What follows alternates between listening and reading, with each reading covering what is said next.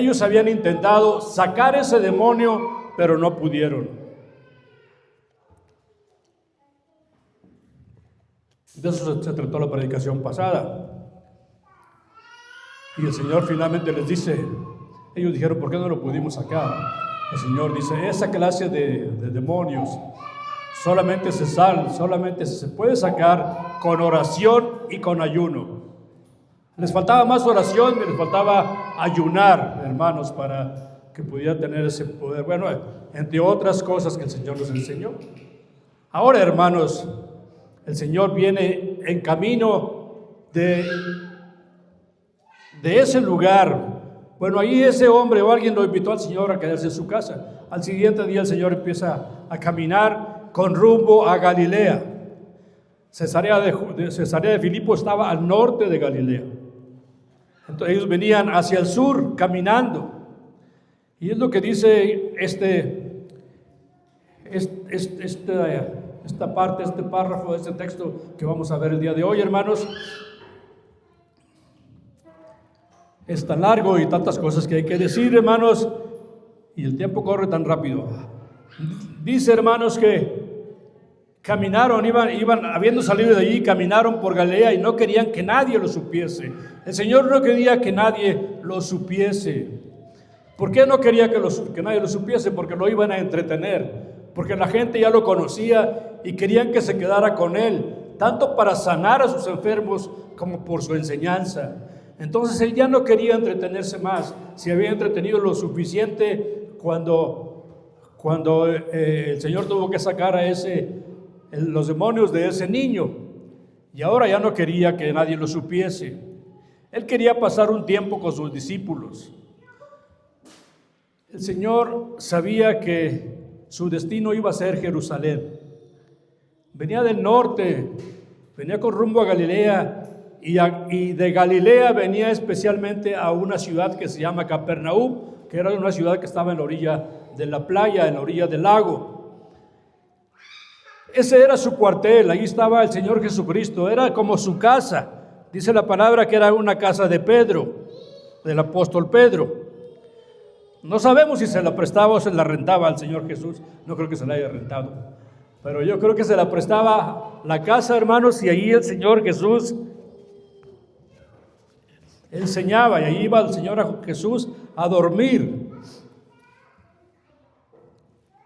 Y entonces, hermanos, no quería el Señor, quería pasar un tiempo a solas con sus discípulos, quería conversar, aprovechar el tiempo, porque se acercaba el tiempo de sus sufrimientos. Al parecer, 6 meses a partir de este momento, el Señor Jesucristo estaría en la cruz, estaría siendo crucificado. Y Él quería enseñarles, porque enseñaba a los discípulos y les decía, el Hijo del Hombre será entregado en manos de hombres, versículo 31, hermanos, de Marcos. El Hijo del Hombre será entregado en manos de hombres y le matarán, pero después de muerto resucitará al tercer día. El Señor Jesucristo, hermanos, notemos aquí que habla con mucha seguridad, como si ya eso hubiera acontecido, como si ya eso hubiera pasado. Y es que, hermanos, el Señor, eso ya estaba acordado con Dios el Padre. Allá en la eternidad, Dios el Padre, el Dios Trino, Dios el Padre, Dios el Espíritu Santo y el Señor Jesucristo habían acordado ese plan de la redención. Desde allá se había acordado todos los eventos que iba a hacer el Señor Jesucristo, por los cuales estaba pasando. Entonces el Señor habla con seguridad de que eso le va a pasar. El Señor Jesucristo será entregado en manos de hombres malvados, traicionado por Judas y apresado por los judíos, por los Pilatos, condenado, enjuiciado contra toda la ley, en contra de la ley, por los sacerdotes, por el gobierno romano, por los jueces civiles, todos actuando en contra de la ley, más los sacerdotes, los religiosos, que por envidia, hermanos, por envidia le seguían y por envidia lo van a entregar. Y el Señor quería pasar un tiempo con sus discípulos para que ellos fueran animados en los acontecimientos que iban a venir. Es la segunda vez que aquí el Señor Jesucristo les dice que Él va a morir. La primera vez pasamos por allí, en Marcos 8:31. Ahí se comenzó a enseñarles que era necesario al Hijo del Hombre padecer mucho y ser desechado por los ancianos, por los principales sacerdotes y por los escribas, y ser muerto y resucitar después de 3 días, dice el texto anterior. Aquí el Señor Jesucristo se los vuelve a recordar y les dice: será entregado en manos de hombres, le matarán, pero después de muerto resucitará al 3er día. El Señor Jesucristo siempre acompañaba, siempre completaba toda la enseñanza. Cuando el Señor Jesucristo decía que Él iba a ser muerto, también hablaba de su resurrección, porque la resurrección, hermanos, quita el oprobio de la muerte, porque su resurrección, el Señor Jesucristo venció a la muerte. Y esto, hermanos, hubiera quitado el dolor de sus discípulos si lo hubieran comprendido, pero ellos no entendían lo que el Señor Jesucristo les estaba hablando, de lo que les hablaba. Y más aún, no solamente no entendían, sino que, dice la palabra, tenían miedo preguntarle. Tenían miedo preguntarle. Quizá, hermano, ellos eran escépticos, se quedaban con la duda. Con respecto a la muerte y a la resurrección, ellos tenían unos conceptos diferentes de lo que el Señor Jesucristo ahora les iba a enseñar, de lo que iba a acontecer. Pero ellos tenían miedo preguntarle. Quizá, hermanos, sería porque el Señor Jesucristo antes los había exhortado porque no habían entendido uno de los mensajes del Señor, y los había exhortado y les había dicho: ¿cómo aún no entendéis? También cuando habló la primera vez sobre esto, cuando anunció la muerte por primera vez, Pedro también se acercó a Jesús y le dijo que en ninguna manera esto te acontezca. El Señor Jesucristo lo reprendió a Pedro fuertemente y le dijo: quítate de delante de mí, Satanás. Cuando pasamos por ahí, hermanos, explicamos esto, que el Señor no le dijo a Pedro que él era Satanás, sino el espíritu del demonio que estaba en Pedro, hablando por Pedro en ese momento, se dirigió a Satanás. La cosa es, hermanos, que los discípulos tenían miedo porque decían: si preguntamos, luego a lo mejor nos va a exhortar o nos va a regañar. Ellos habían escuchado en el monte, hermanos, en el monte de la transfiguración, que vino una voz del cielo que decía: este es mi Hijo amado, a él oíd. Dios el Padre había dado testimonio de su Hijo, diciéndole a sus discípulos, a los que estaban allí: a él oíd. Es mi Hijo amado, a él oíd. Todo lo que él diga es verdad.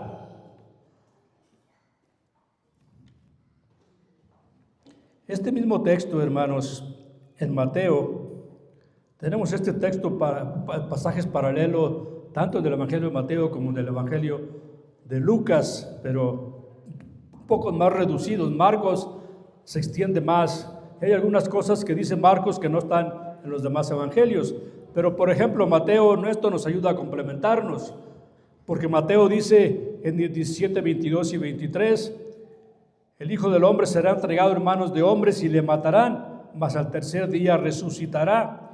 Y ellos se entristecieron en gran manera, hablando de los discípulos.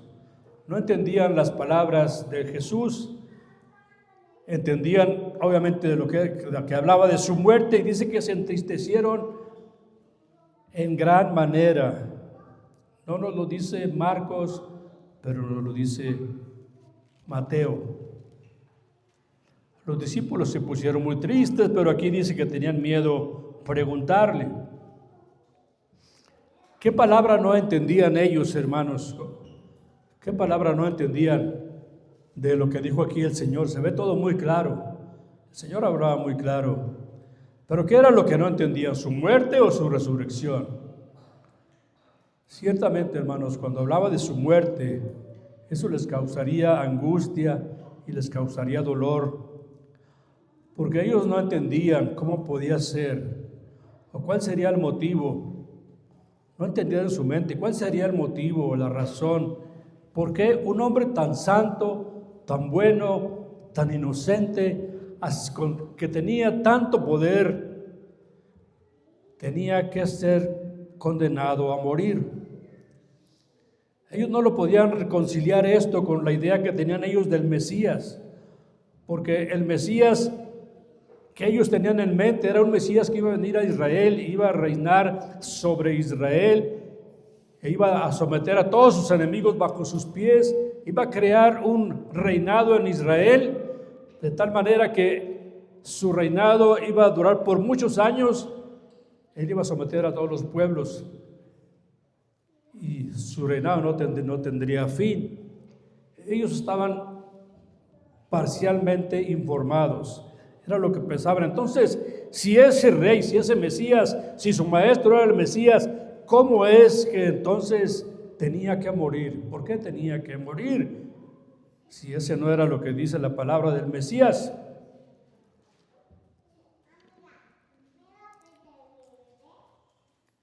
Pero tenían miedo de preguntarle. Ellos suponían que el Señor Jesús les estaba hablando algo que tenía un significado místico.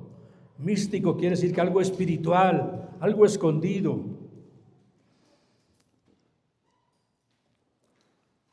O bien, hermanos, no entendían lo que era su resurrección. Lo que ellos entendían como resurrección de entre los muertos, los que los judíos entendían, ellos únicamente sabían que iba a haber resurrección de los muertos en el día final del mundo, al final del mundo. En el Evangelio de San Juan nos ayuda a entender, hermanos, qué es lo que los judíos entendían por su resurrección. Juan capítulo 11, versículos 23 y 24, en el Evangelio de San Juan. ¿Se recuerdan ese pasaje, hermanos, cuando Lázaro muere? Cuando las hermanas de Lázaro le mandan decir al Señor Jesús: ven, porque al que tú amas está enfermo. El Señor amaba a Lázaro.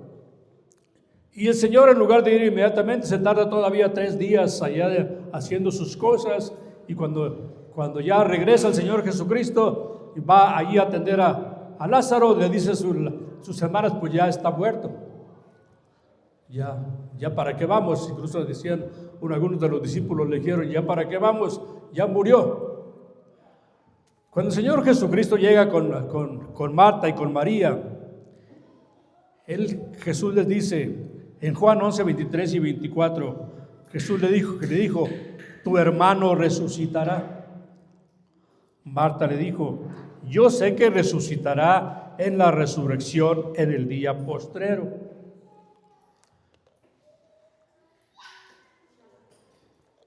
Este texto, hermanos, es para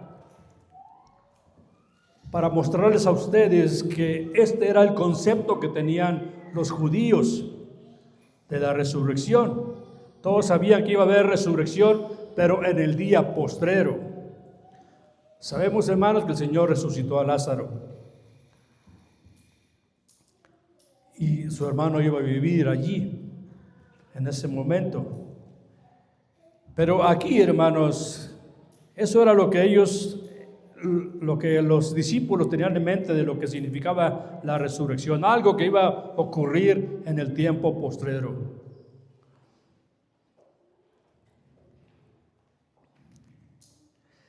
Obviamente, hermanos, si le hubieran preguntado a Jesús, si se hubieran acercado a Jesús para preguntarle, Jesús les hubiera respondido.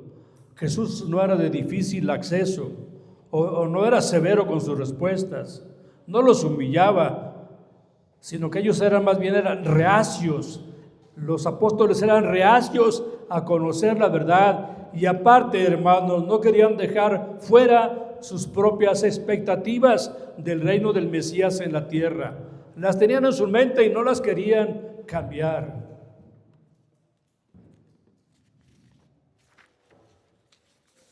Olvido algo, hermanos.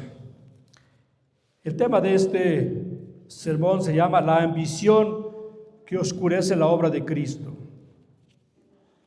Y tengo 3 puntos como siempre. Este punto que estamos viendo se llama Jesús anuncia su pasión por segunda vez.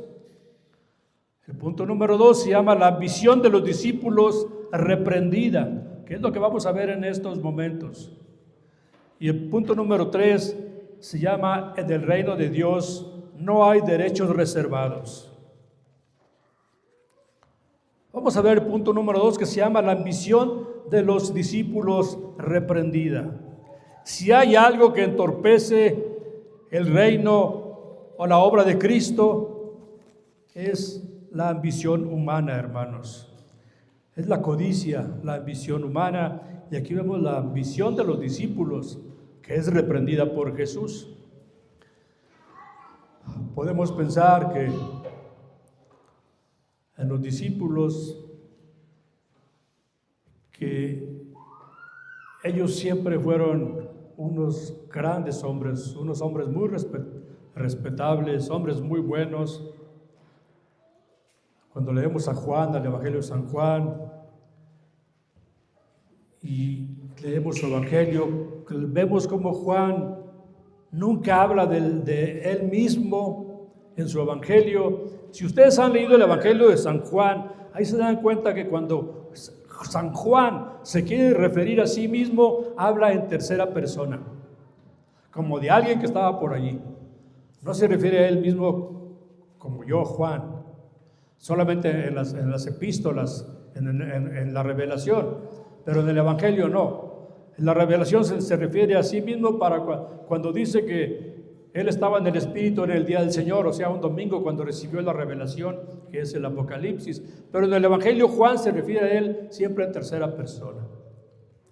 Noten esto, hermanos. Dice versículo 33, y llegó a Capernaum, y cuando estuvo en la casa les preguntó el Señor Jesús, pues ya vemos de dónde venía.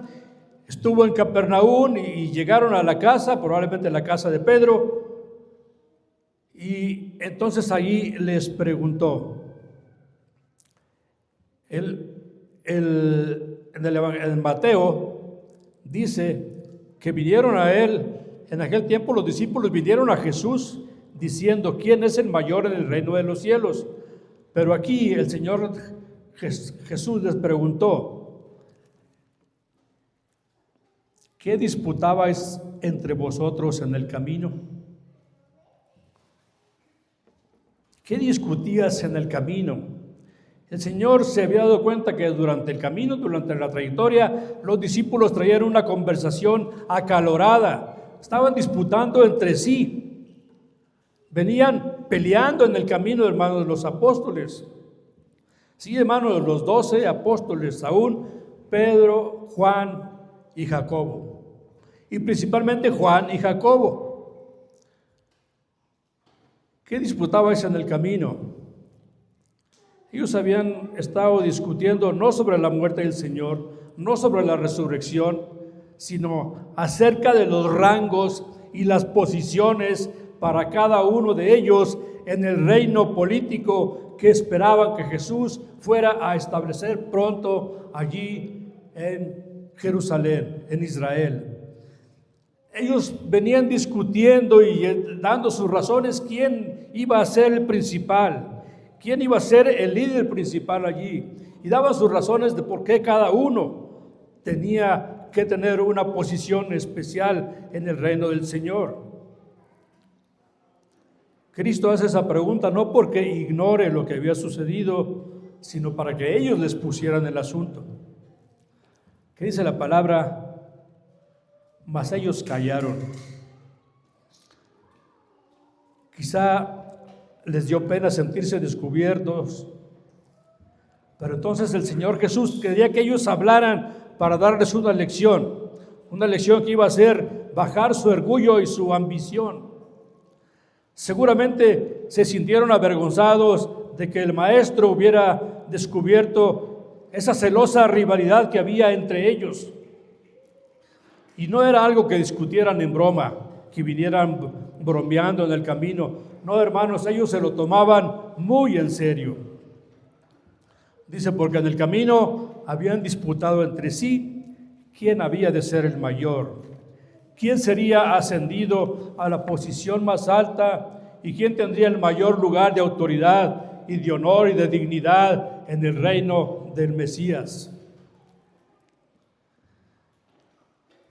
Ellos esperaban que ese reino se estableciera en poco tiempo.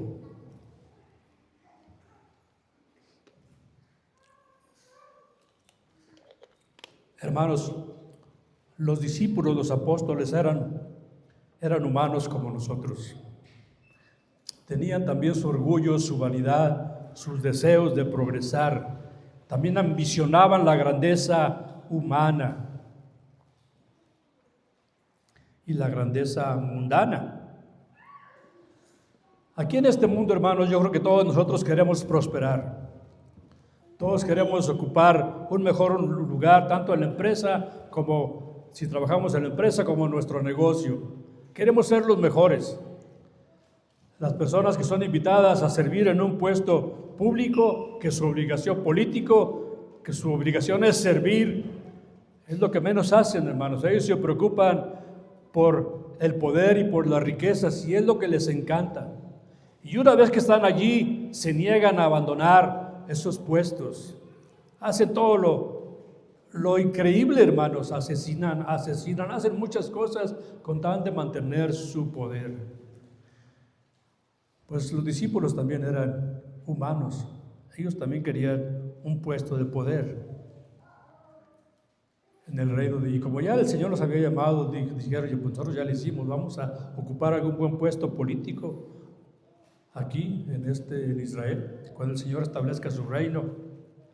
Lo que ellos no sabían, hermanos, era que iban a sufrir igual que su maestro. El Señor quería prepararlos porque más adelante les dice que ellos van a sufrir igual que Él. Nada de que iban a tener un puesto de autoridad y de honor y de dignidad en este mundo. Ellos iban a sufrir mucho, hermanos, y ser humillados mucho por causa de su maestro. Porque el verdadero reino de Jesús no es terrenal, sino es celestial. Y ahora todos y cada uno de ellos, hermanos, están en el cielo disfrutando desde hace más de 2000 años, estamos en 2026, poco más de 2000 años ya están en la presencia de Dios, ahora sí disfrutando y gozándose. No sabemos qué puesto tengan ahí cada uno de ellos. El día que vayamos allá nos vamos a dar cuenta en qué nivel de autoridad están cada uno. Vamos a ver la lección que el Señor Jesucristo les da a ellos. El Señor ve la oportunidad de enseñarles acerca de la humildad y lo que realmente se requiere en su reino, porque ellos habían albergado ideas muy erróneas. Versículo 35. Entonces Él se sentó y llamó a los 12 y les dijo: si alguno quiere ser el primero, será el postrero de todos y el servidor de todos.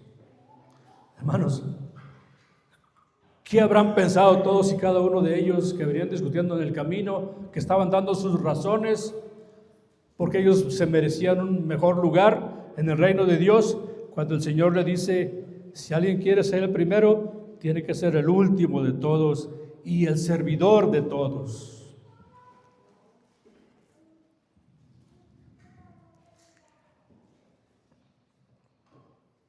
La única forma de ascender, hermanos, en el reino de Cristo es por medio de la humildad y la mansedumbre. Realizar los servicios más humildes a todos,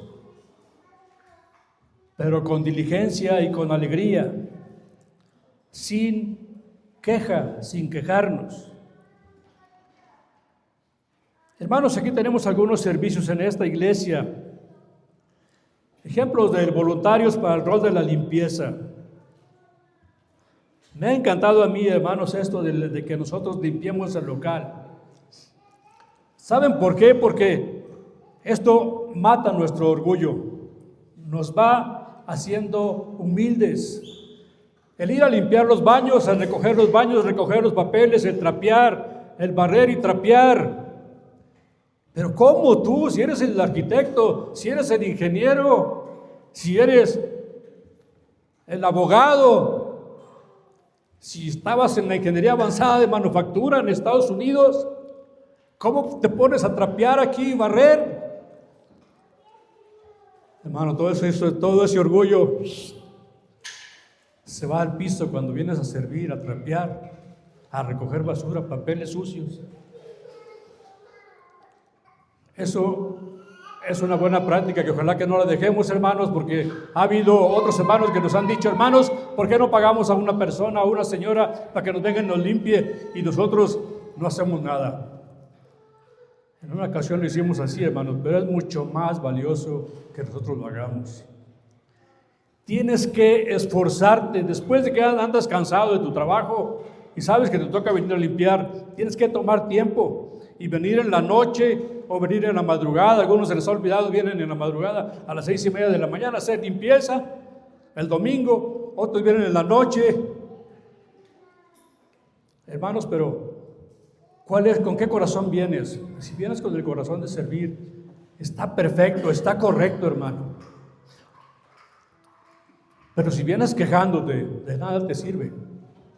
Y aquí vamos a ver lo que dice el Señor Jesucristo: el que quiera ser el mayor, el primero, será el postrero y el servidor de todos. La comida también, hermanos. El ágape es un servicio para los demás hermanos. Es un servicio humilde. Cada uno trata de traer el mejor platillo que le salga, que le sale, o con lo que pueden completar con sus recursos. Nosotros aquí no estamos pidiendo, tiene que hacer, no tenemos un menú para decir: a este domingo tienen que traer esto, los hermanos que le tocan. No, cada uno trae según lo que el Señor le provee. Y esto es para servicio de los hermanos.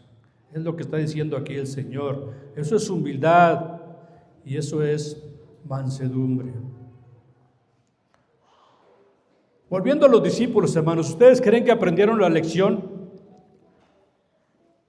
No la aprenden, hermanos. Vamos a terminar y nos vamos a dar cuenta que ellos no aprenden todavía esta lección.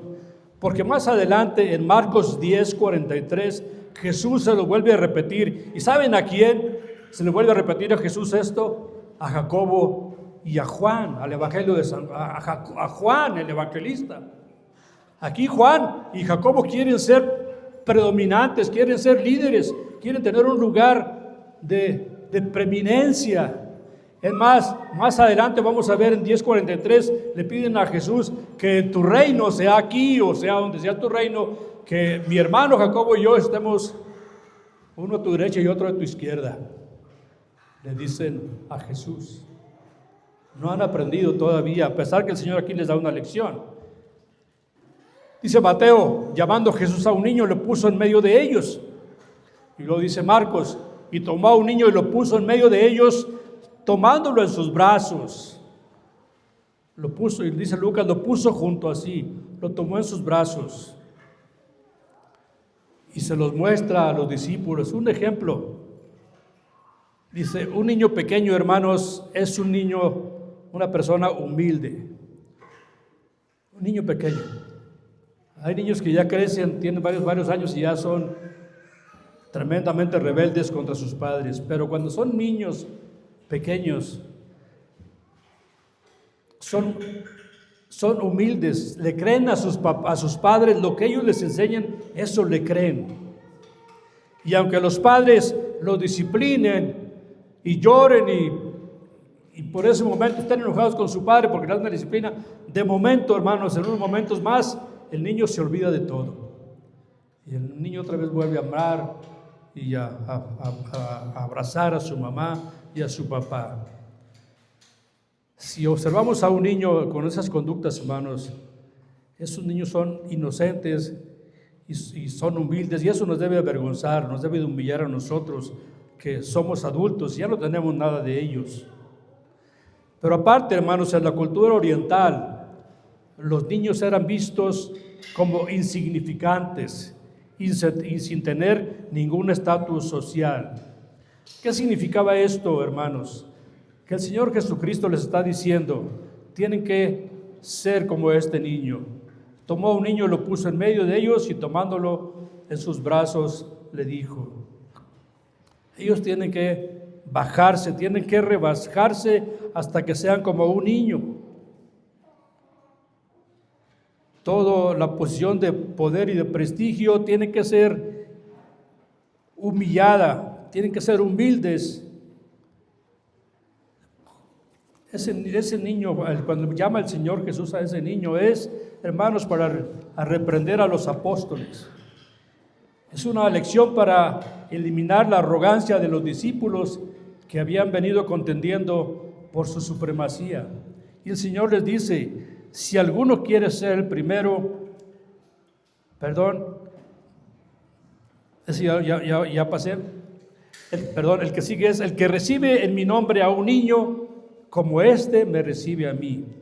Bueno, les había dicho que tienen que ser el servidor de todos, pero aquí les dice, el que reciba en mi nombre a un niño como este, me recibe a mí. Ese niño es un niño frágil, pero es un niño humilde. Lo que el Señor quiere decir es que ese niño debe representar a los seguidores de Jesús.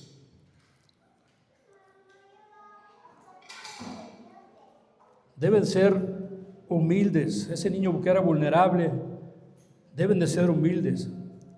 Quiere decir que el verdadero liderazgo consiste en recibir y servir a aquellos de entre sus seguidores que se consideren los más irrelevantes e indignos. En la iglesia, hermanos, aunque no lo digamos, algunos son más orgullosos que otros. Somos más orgullosos que otros. Algunos pensamos que somos mejores que otros de nuestros hermanos. Y vemos a otros hermanos como humildes, como que casi no saben. Tenemos aquí una hermana que no vino el día de hoy, que no sabe leer ni escribir, y el Señor la salvó. No sabe leer y escribir, hermanos, pero sabe escuchar, y el Señor la salvó, porque escuchó el Evangelio. Y la salvación es por escuchar la palabra de Dios y escuchar el Evangelio. Y otros que sabemos leer y escribir y que estamos aquí cada domingo, el Señor nos ha salvado, hermanos, porque tenemos un corazón rebelde, tenemos un corazón que no es humilde delante de Dios. Y para venir delante del Señor, para que seamos salvos, se requiere que nuestro corazón sea humilde, es decir, reconocer que somos pecadores, reconocer que hemos heredado el pecado de Adán y que ese pecado nos hace vanagloriosos, nos hace orgullosos, soberbios, pecamos mucho en diferentes tipos de pecados todo el tiempo. Pero cuando ya estamos hartos, hermanos, si el Señor ya te harta de esos pecados, tienes que venir en humildad y decirle, Señor, soy un pecador, no puedo con estos pecados, sálvame, perdóname, llévame a tu reino, quiero tener fe en ti. Como dijo el padre de aquel niño que estaba endemoniado, le dijo, Señor, yo creo, ayúdame mi incredulidad. Nosotros también debemos de decirles, hermanos, debemos de decirle, amigos, si no eres cristiano y crees que no tienes suficiente fe para ser salvo, ven a Cristo y dile, ayuda a mi incredulidad. Yo creo, yo quiero creer. Yo estoy harto de mis pecados. Limpia mis pecados. Sálvame. El Señor quiere un corazón humilde. Dice Proverbios, un corazón contrito y humillado no despreciarás tú, oh Dios. ¿Quieres ser salvo? Ven en humillación al Señor. Ven en humildad al Señor. El Señor Jesucristo continúa enseñándoles a sus discípulos: el que me recibe, el que a mí me recibe, ese versículo 37, el que a mí me recibe, no me recibe a mí, sino al que me envió. La imagen que quiere mostrar aquí el Señor es que sus discípulos deben de recibir a una de esas personas más insignificantes, porque esos representan a Jesucristo, representan a Jesús, y el que recibe a esas personas que lo representan a Él, también lo reciben a Él,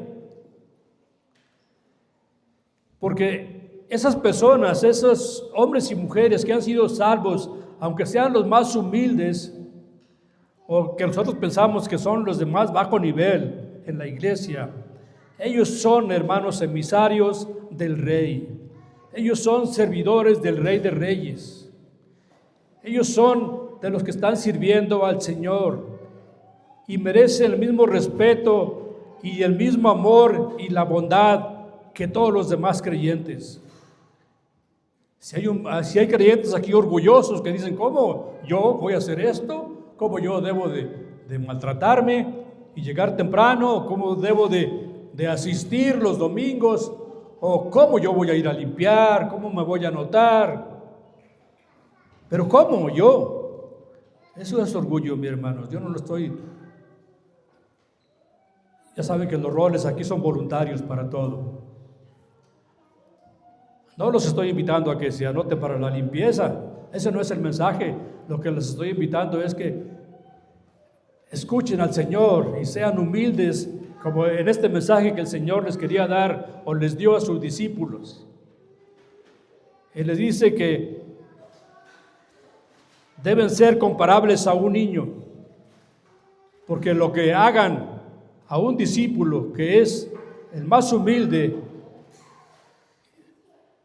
por cuanto pertenecen a Cristo, es como si se lo hicieran a Él directamente. Es como me recibe a mí, y no me recibe a mí, sino al que me envió. El que recibe a Cristo no nada más está recibiendo a Cristo, sino también al Padre que lo envió. Creer en Cristo, hermanos, y mostrar respeto a Cristo es creer y mostrar respeto al Padre, al Creador de todas las cosas y al sustentador de todas las cosas. Vamos al punto número 3, hermanos. En el reino de Dios no hay derechos reservados. Entonces, mis hermanos, como el Señor estaba reprendiendo, estaba tratando de exhortarles y dándoles esta lección, ¿qué creen? El apóstol Juan trata de desviarles la atención. Así como cuando estás hablando de algo, ¿verdad?, de algún tema, e intencionalmente, alguien intencionalmente habla de otra cosa o te pregunta otra cosa para que cambies de tema.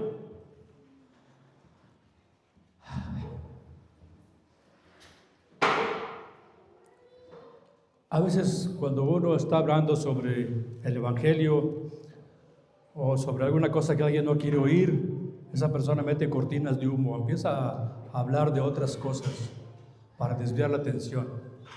Lo que está haciendo aquí, nada menos que el apóstol Juan, está desviando la atención del Señor Jesucristo. Que le está diciendo: ya no nos digas más de esto. Él le desvía la atención. Entonces dice, Juan le respondió diciendo, nada que ver con lo que estaba el Señor Jesucristo enseñando. Juan le respondió diciendo: Maestro, hemos visto a uno que en tu nombre echaba fuera demonios, pero él no nos sigue y se lo prohibimos porque no nos seguía. ¿Creen que está bien esto que está diciendo el apóstol Juan? El apóstol Juan era codicioso, hermanos. Él y Jacobo eran codiciosos, ambiciosos, soberbios, orgullosos. Pero ¿cómo pueden decir esto de San Juan? Pueden pensar ustedes, hermanos, esto es Juan antes de ser convertido y de ser lleno del Espíritu Santo. Lo que leemos en el Evangelio de San Juan es al otro Juan, al Juan amoroso, lleno de amor, el que ni siquiera se atreve a hablar de sí mismo, sino que siempre habla en tercera persona. Pero estaba allí el Hijo, o estaba allí otra persona hablando de él.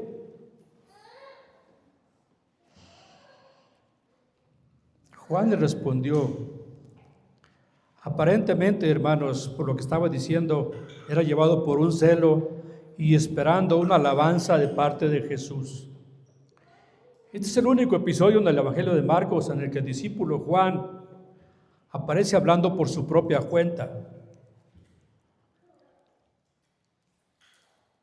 Vamos a leer vamos a ver más adelante en Marcos 10, 35 y 45 que Juan y Jacobo buscaban autopromocionarse, como les comenté hace un momento. También vimos, hermano, en el Evangelio de Lucas, ¿se acuerdan de esa escena cuando no lo reciben a ellos, los samaritanos, en una aldea de samaritanos, y luego dicen al Señor, Señor, ¿quieres que pidamos que caiga fuego del cielo y que los barra a todos, los mate a todos? Eso lo pidió el Evangelio, lo pidió Juan, hermanos, y Jacob. El Señor les dice, ustedes no saben de qué espíritu son. Todavía el Espíritu Santo no estaba en ellos. Y aquí Juan le está diciendo, hemos visto a uno que en tu nombre echaba fuera demonios y se lo prohibimos. Pero ese hombre echaba fuera demonios invocando la autoridad de Jesús. Algunos dicen que ese hombre pudo haber sido uno de los discípulos de Juan el Bautista y que se había bautizado creyendo en el Mesías, esperando que el Mesías viniera, y que obviamente no seguía a Jesús porque él seguía todavía a Juan, era de los discípulos de Juan el Bautista. No hay seguridad quién era uno de estos hombres, quién era este hombre, hermanos, que estaba echando los demonios en el nombre de Cristo, pero que se lo prohibieron. La palabra no dice quién es, pero tampoco fue uno de los 70 a los que mandó el Señor, manda el Señor a los 70 que vayan y lleven el Evangelio y que prediquen y hagan milagros y sanidades y echan fuera demonios. Tampoco estaban allí porque Juan no lo reconoció. Y lo dice Juan, pero él no nos sigue y se lo prohibimos. La ironía de este episodio, hermanos, es que los 9 discípulos no fueron capaces de echar fuera a un demonio, y aquí Juan y su compañero, que probablemente haya sido Jacobo, en el pasado le habían prohibido a un hombre que sí podía echar demonios en el nombre de Cristo. Eso es irónico, mis hermanos.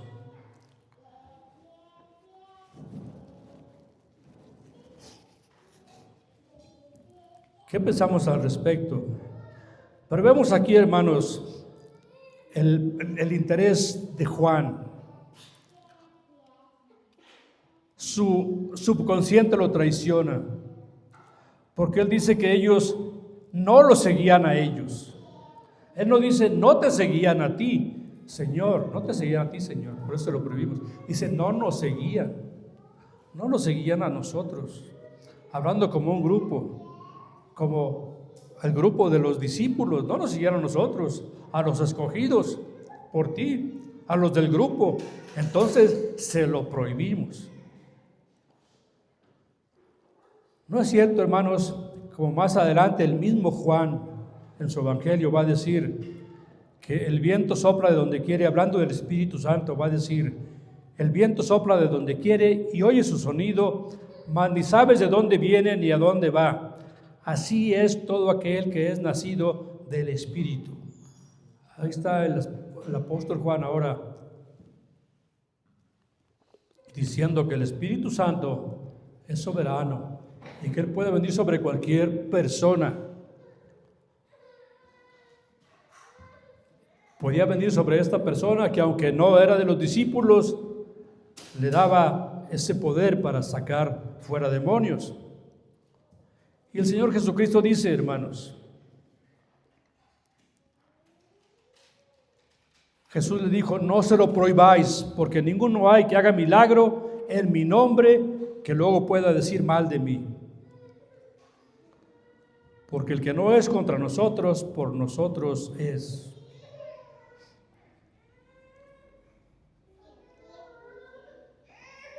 Hermanos, quiero usar las palabras del obispo anglicano J.C. Ryle para este texto. Se los voy a leer nuevamente. Jesús les dijo, no se lo prohibáis, porque ninguno hay que haga milagro en mi nombre que luego pueda decir mal de mí, porque no es el que no es contra nosotros, por nosotros es. Dice este obispo, J.C. Ryle dice, aquí tenemos una verdadera regla de oro, que la naturaleza humana necesita mucho y que olvida con mucha frecuencia. Hay personas de todas las ramas de la Iglesia de Cristo con tendencia a pensar que no se puede hacer ningún bien en el mundo a menos que lo hagan ellos y su denominación. Sus mentalidades son tan estrechas que no conciben la posibilidad de trabajar siguiendo otras pautas diferentes a las suyas. Convierten en ídolos sus propios mecanismos eclesiásticos y no son capaces de apreciar a otro. A este espíritu intolerante le debemos algunas de las páginas más negras de la historia de la Iglesia. En repetidas ocasiones ha habido cristianos que han perseguido a otros cristianos por la misma razón que da aquí Juan. Le dicen a sus hermanos, o nos seguís a nosotros o no trabajáis para Cristo en absoluto. Fin de la cita. Así es, mis hermanos. A veces pensamos que nada más en nuestra iglesia son salvos. A veces pensamos que nada más somos la doctrina correcta.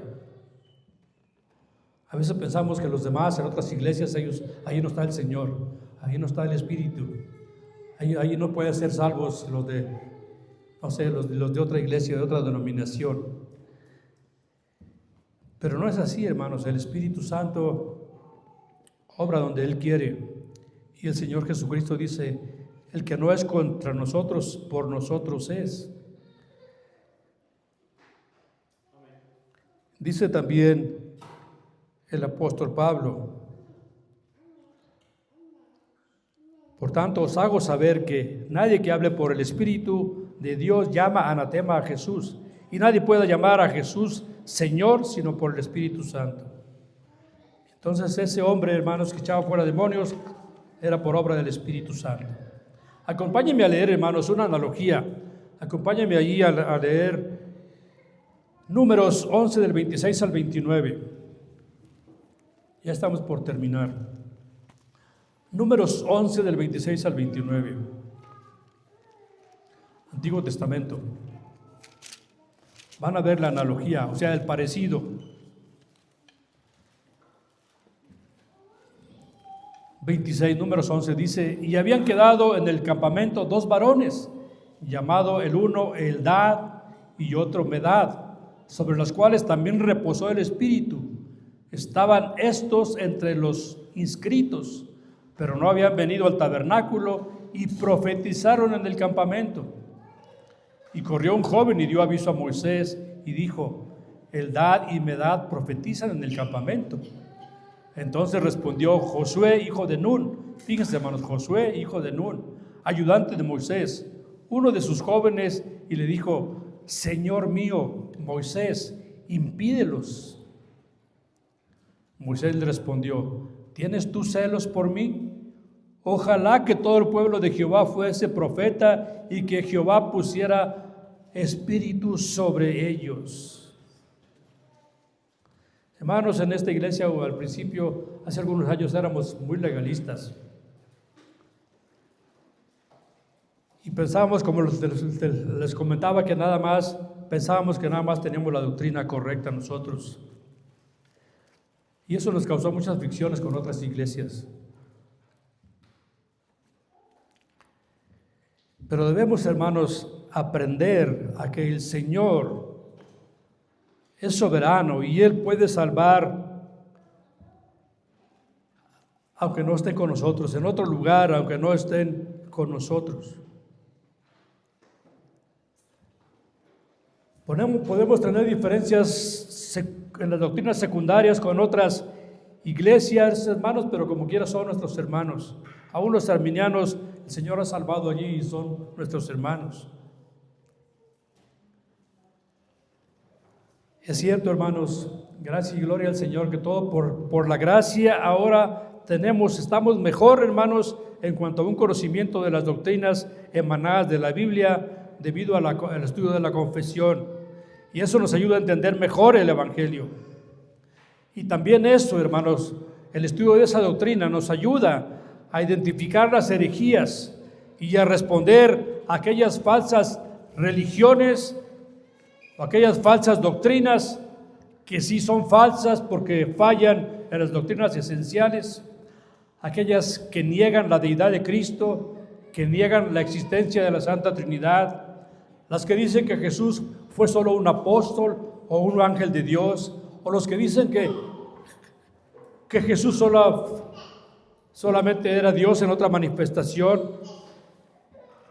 Esas herejías las identificamos gracias a la doctrina que seguimos, hermanos, las que compartió el hermano Jaime, el pastor Jaime en la mañana.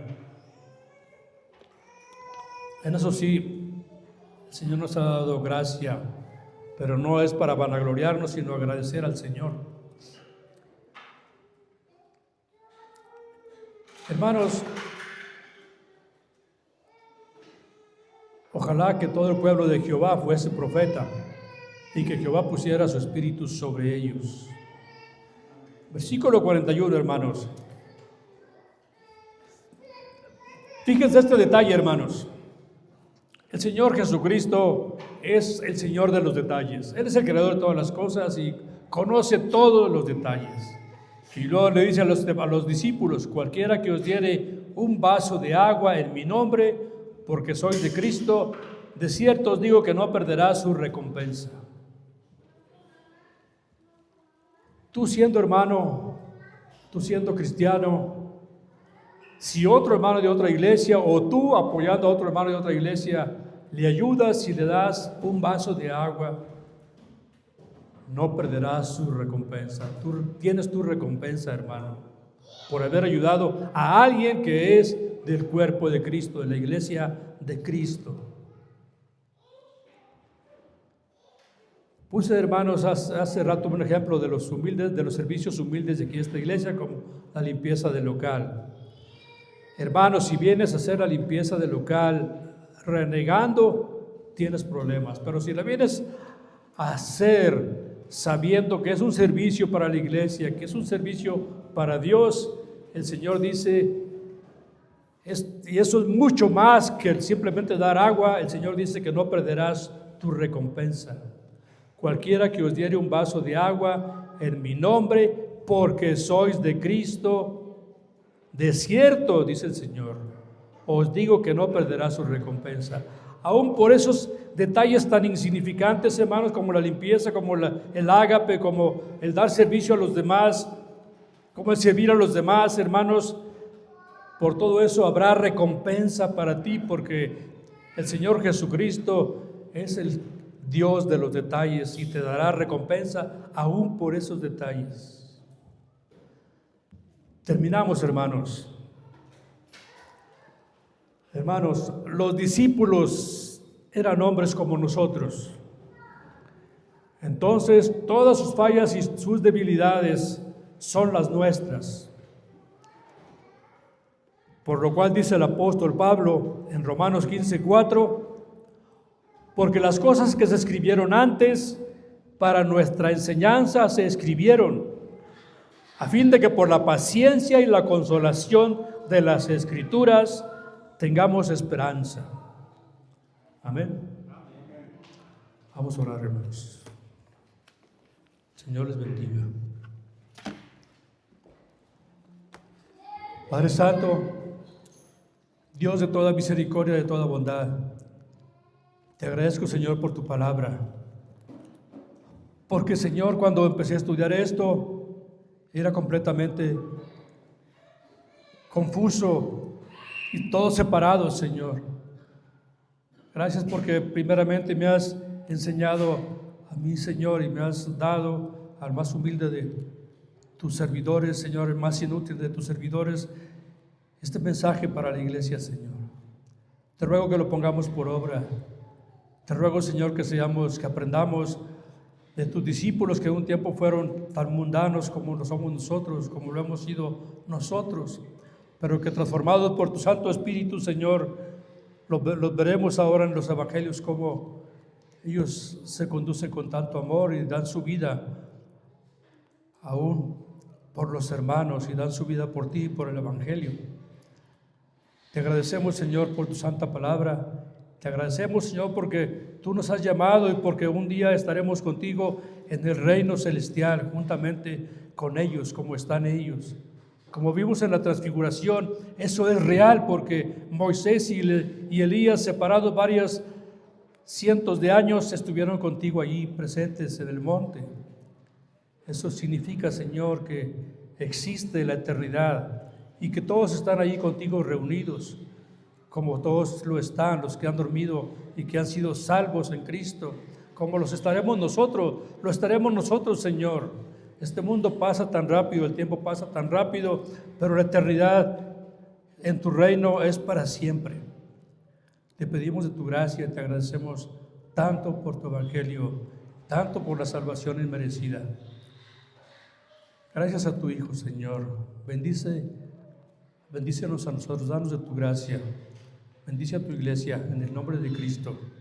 Amén.